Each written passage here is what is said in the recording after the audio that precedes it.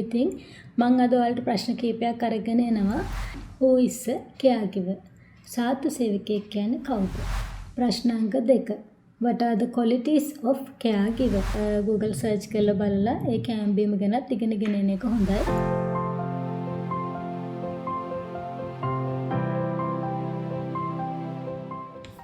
Hi everyone, welcome to my YouTube channel.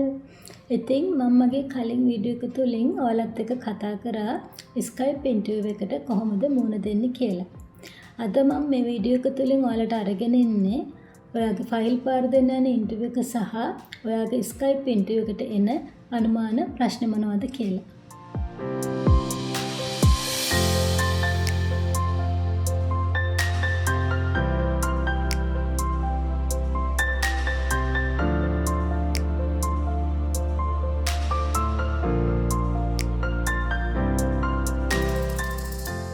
මම මෙතනදී ඔයාලත් එක්ක කතා කරන්න බලාපොරොත්තු වෙන්නේ අනුමාන ප්‍රශ්න.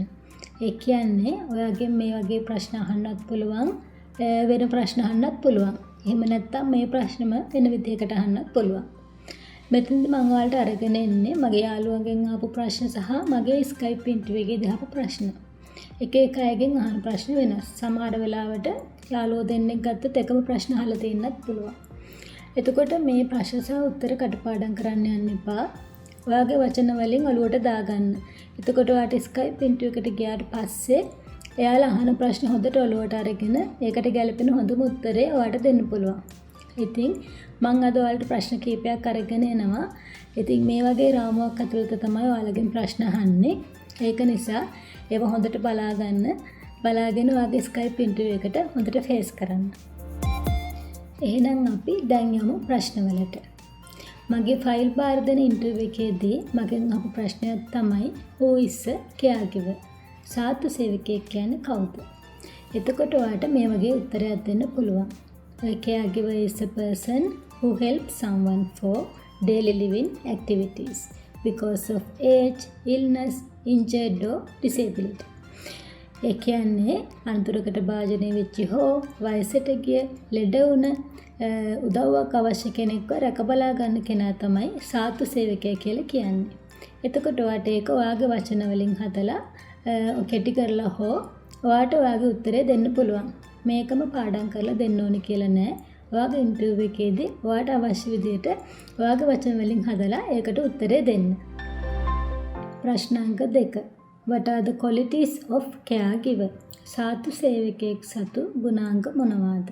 ඒතර උත්තරේ විදිහට දෙන්න පුළුවන්. A caregiver has qualities such as patience, ඉවසීම, empathy, සංවේදී බව, reliability, විශ්වාසනීය බව, skillful, දක්ෂතාවය සහ adaptability, හැඩගැසීමේ හැකියාව. එතකොට ඔයාලට ගුණාංග ගැන අහුවාම මේ ටික අඩංගු වෙන විදිහට ඔයාගේ උත්තරේ හදලා දෙන්න පුළුවන්. එතකොට ඔයා ඉන්ටර්විව් එකේදී ඔයාගේ වචන වලින් මේකට අහුවාම උත්තරේ හදලා කියන්න. ප්‍රශ්නාංක 3. What is role of a caregiver? සාත්තු සේවකයෙක් සතු කාර්යභාරය මොකක්ද? එතකොට ඔයාට උත්තර විදිහට දෙන්න පුළුවන්. Provide physical and emotional support. මානසික ශාරීරික සෞඛ්‍ය තත්ත්වය හොඳ තැනක තියාගන්න උපකාර කරන්න පුළුවන්. ෆීඩින් කවන්න පොවන්න ඕනේ.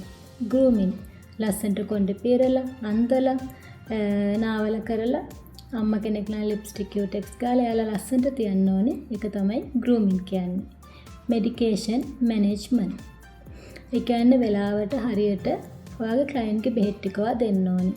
ඒ වගේම ඒ බෙහෙත් ඉවර නම් ඒව ඉවර වෙන්න කලින් ඔයා ගෙදර ඇවිත් කියලා ඕඩර් කරගන්න ඕනේ.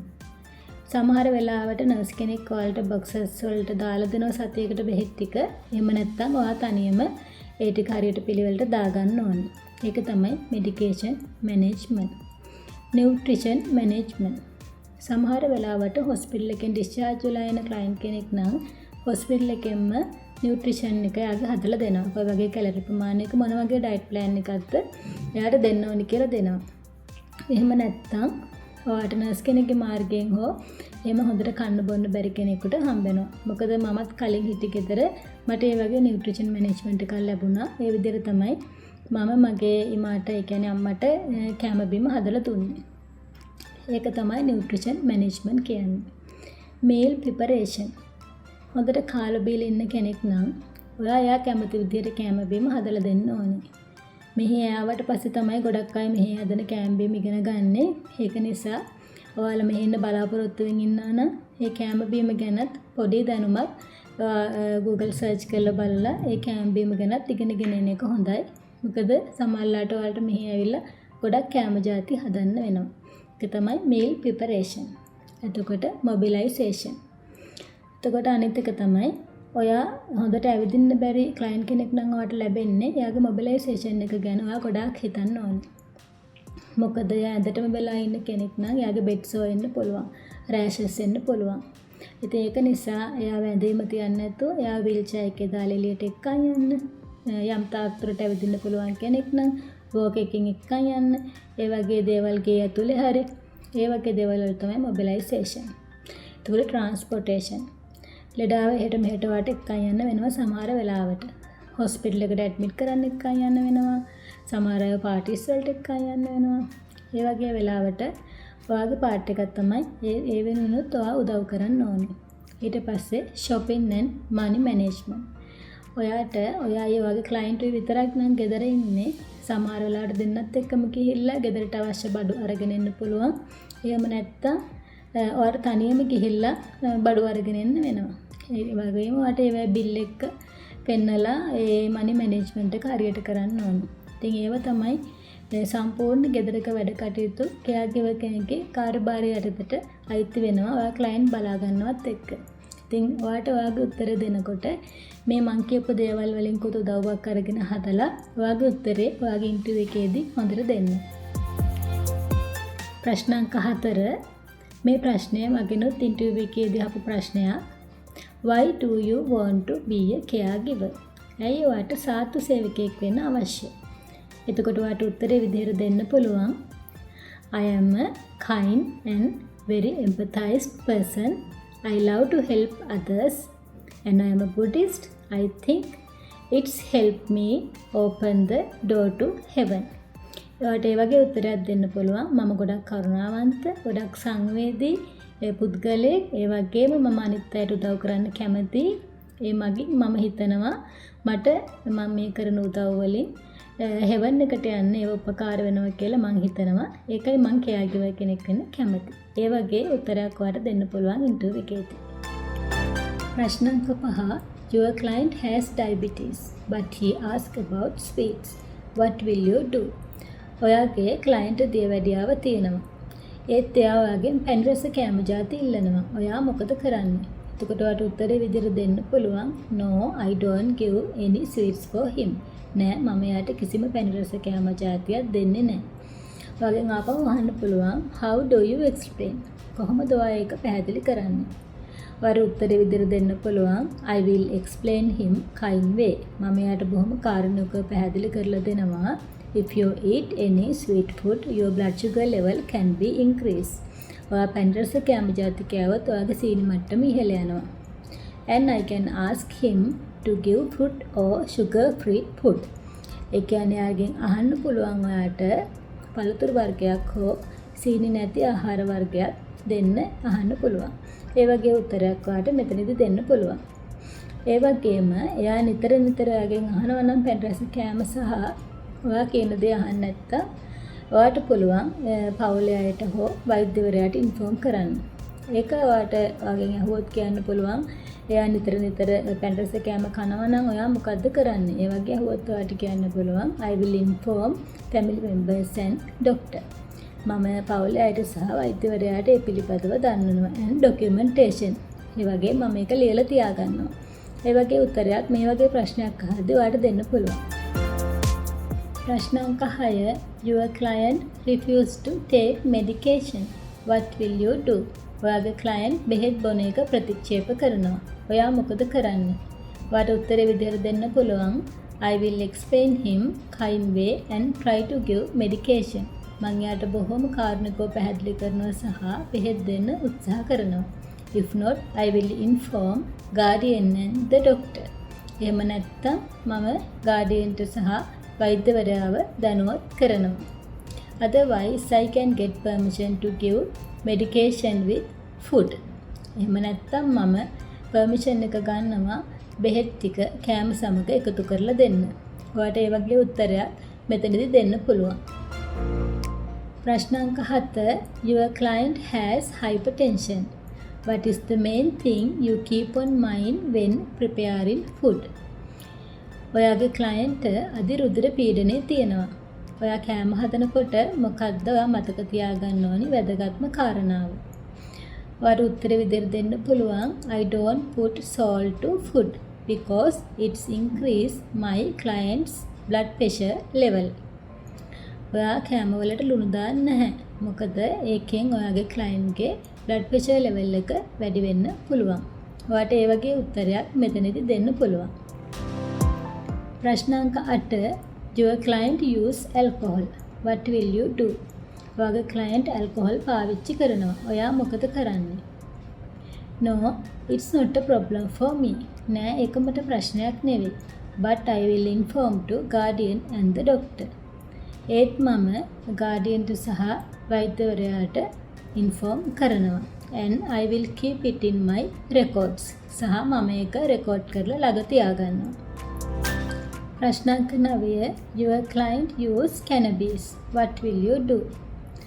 ඔයාගේ client cannabis පාවිච්චි කරනවා. ඔයා මොකද කරන්නේ? No, it's not a problem for me. නෑ ඒක මට ප්‍රශ්නයක් නෙවෙයි. I will stay outside. මම එළියෙන් ඉන්නවා. And I will inform to guardian and the doctor. සහ මම වෛද්‍යවරයාට සහ guardianට inform කරනවා. And I will keep it in my records. සහ මම ඒක රෙකෝඩ් කරලා ළඟ තියාගන්නවා. අපි 10 වෙනි ප්‍රශ්නයට යමු. What is dementia? Dementia කියලා කියන්නේ මොකක්ද? Dementia is not a single disease. Dementia කියලා කියන්නේ තනි රෝගී තත්ත්වයක් නෙවෙයි.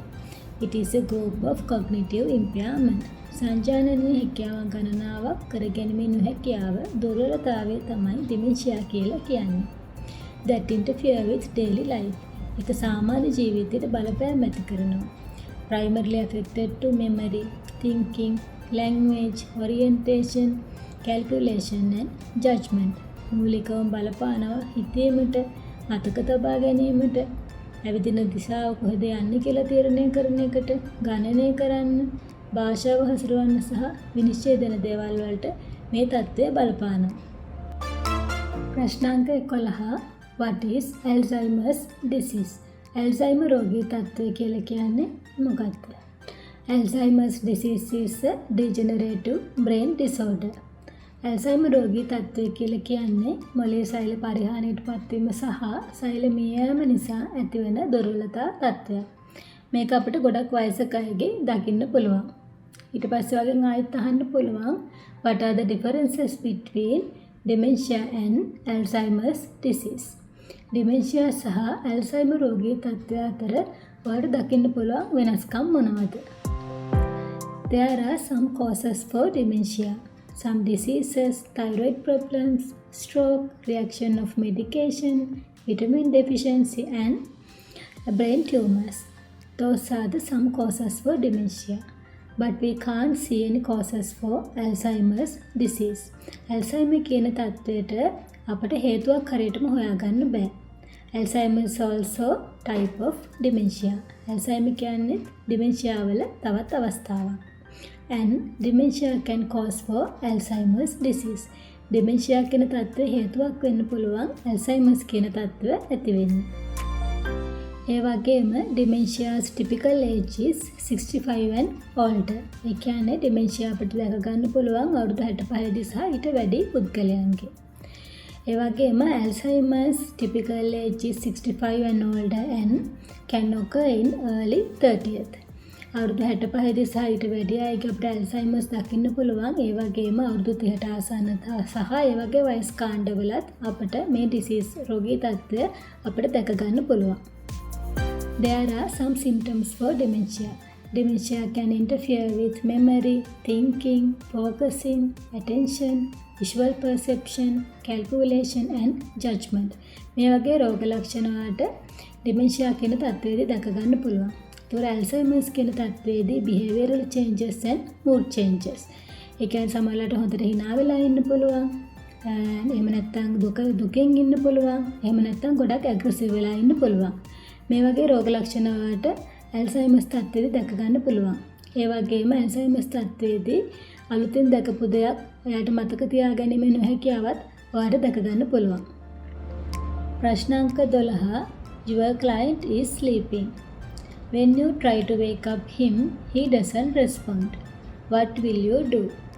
ඔයාගේ client නිදාගෙන ඉන්නවා. ඔයා උත්සාහ කරනවා එයාව නැගිටවන්න. ඒත් එයා ප්‍රතිචාර දක්වන්නේ නැහැ. ඔයා මොකද කරන්නේ? I call loudly to him and tap the shoulder. මං එයාගේ හිස් වලට තට්ටු කරන ගමන් හයියෙන් කතා කරනවා. If he doesn't respond, I check breathing and pulse. එයා ප්‍රතිචාර දක්වන්නේ නැත්නම් මං හුස්ම ගන්න එක සහ එයාගේ පල්ස් චෙක් කරනවා. And after that I call for help. ඊට පස්සේ ප්‍රතිචාර දක්වන්නේ නැත්නම් මම කාගෙන් හරි උදව්වකට කතා කරනවා. අන්න ඒ වෙලාවට තමයි ඔයාට නේබර්ස් ලගේ හෝ අඳුරන කාගේ හරි හෝ නම්බර්ස් අවශ්‍ය. ඒ කියන්නේ හදිස්සියට ඒ වෙලාවට ඔයාට ළඟ කෙනෙක් කතා කරගන්න ඔයාගේ ඉන්න අපාර්ට්මන්ට් එකේ හෝ ළඟපාත නේබර්ස් ලගේ කාගේ හරි නම්බර් එකක් තියාගන්නක මේ වෙලාවේ වටිනවා. And after that I call for emergency. ඊට පස්සේ ඔයාට emergency කතා කරන්න පුළුවන්. If he doesn't respond, I start CPR. එයා කිසි ප්‍රතිචාරයක් දක්වන්නේ නැත්නම් මම ඒ වෙලාවෙම CPR පටන් ගන්නවා. ඔයාට මේ වගේ උත්තරයක් දෙන්න පුළුවන් මෙහෙම ප්‍රශ්නයක් අහනකොට. අපි 13 වෙනි ප්‍රශ්නයට යමු. If your children have any problems, what will you do?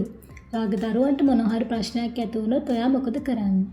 No, it's not a problem for me. නෑ ඒක මට ප්‍රශ්නයක් නෙවෙයි. My husband can handle that. මගේ හස්බන්ඩ්ට ඒක හැඩල් කරන්න පුළුවන්. ඔයාට ඒ වගේ උත්තරයක් දෙන්න පුළුවන්. ප්‍රශ්න අංක 14. මේක මගේ Skype interview එකේදී මගෙන් උත්තරපු ප්‍රශ්නයක්. What are the challenges will you have to face in Israel? ඔයාට මොනවද මුහුණ දෙන්න වෙන අභියෝග? Everything is a challenge for me. හැම එකක්ම මට අභියෝගයක්. Their food, culture, traditions, language, rule and weather condition. ඔයාට ඒ වගේ උත්තරයක් දෙන්න පුළුවන්. ප්‍රශ්න අංක 15. මේක මගේ Skype interview එකේදී මගෙන් ආපු ප්‍රශ්නයක්. What type of living arrangement do you expect? එයා මොන වගේ living arrangement එකක්ද බලාපොරොත්තු වෙන්නේ? I can adapt to situation. මට ඕනෙම තැනකට හැඩගැහෙන්න පුළුවන්. If my client is okay, I can share my client's room. මගේ client කැමති නම් මට එයාගේ room එක උනත් share කරගන්න පුළුවන්. සමහර අවස්ථාවල මෙහෙට ආවම තනි room එකක් නොලැබෙන්න පුළුවන්. ඒ වෙලාවට ඇත්තටම ඔයාලට share කරගන්න වෙනවා. ඒක නිසා මේ වගේ ප්‍රශ්න උනත් ඔයාලගෙන් අහන්න පුළුවන්. අද මම ඔයාලට අරගෙන ආවේ ඊශ්‍රායල් කෙයාගිවර් කෙනෙක් විදිහට එන්න ඔයාගේ ෆයිල් බාර දෙන ඉන්ටර්විව් එකේදී සහ ඔයාගේ Skype ඉන්ටර්විව් එකේදී අහන්න පුළුවන් අනුමාන ප්‍රශ්න කිහිපයක්. එතකොට මේ වගේ පරාසයක ප්‍රශ්න ඔයාලගෙන් අහන්න පුළුවන්. ඒ වගේම ඔයාලා මේ රට ගැන ඉගෙනගෙන යන්න. මේ රටේ මුදල් ඒකකය මොකද්ද? භාෂාව මොකද්ද? ජනාධිපති කවුද? අගමැති කවුද? වර්තමාන තත්ත්වය මොකද්ද? ඒ වගේ මේ රට ගැනත් යම් තාක් දුරට ඔයාලා ඉගෙනගෙන යන්න. ඒ වගේම ඉමර්ජන්සි නම්බර්ස් ගැන ඒව දැනගෙන යන්න. ඒ වගේම ඔයාලට මේ වගේ ප්‍රශ්න වලට අමතරව ඔයාගේ ෆැමිලි එක සම්බන්ධ ප්‍රශ්න වුණත් ඔයාලගෙන් අහන්න පුළුවන්.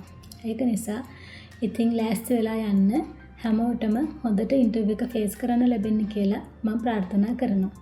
එහෙනම් මේ වගේ වීඩියෝ බලාගන්න මගේ channel එක subscribe කරලා තියාගන්න. ඔයාලට මොන හරි ප්‍රශ්න තියෙනවා නම් පහලින් comment කරන් යන්න.